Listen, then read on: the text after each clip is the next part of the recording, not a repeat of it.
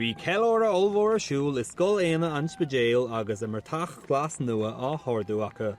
Bhronn Clár na Scoil Éinne an Bratach Ghlas Nua iomlán mar gheallmhar na chrua tá déanta acu le linn na scoil bliana chun fuinmh inat nuachta chur chun cínar scoil chun má le laidú dhéanamh ar an méid fuinmh a bhí á caitheamh mú acu. Tá sé ar fad anna bhrodúil as an Bratach nó. Chola heachta bíon na gasú de tsecail méidir letrachas a bócha sailse, bíon gádaí glas a gáil háirtein, i meabhrú goghine na clódóirí ucha, chur fógraíach ar an idircham cholichan a rud mar sin. So bíon siad a gobar le cholarang sa scoil agus le chéile, so is cóhaibú iontach a bhín sa gceist a thar bheith bródú lasú. D'oibrigh pobl na scoil ar fad le chéile chun an gradamsá bhfuil amach.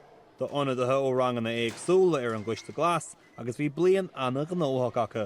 Bíon mud ag dul amach ar an clós agus ag peocha sús brúscar le haid an achhuirsal agus dráhíal, gus bhí mud ag seiceáil an méidir leictrachas chola seachtain le seiceáil mud ag úsáid níos mú nó níos lú leictrachas. Tá mud ag úsáilt níos lú fuinneamh agus ag duine fógraí ar na rudaí sin, so bhí gachtainna sa scoil ag carú agus fir mud bosca brúsca áraiste le haine returns.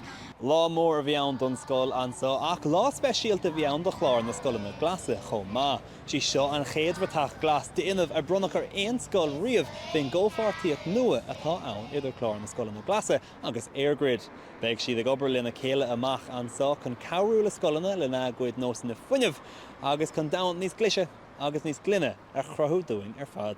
Seán Nuacht Cúla4, Scoil Éinne.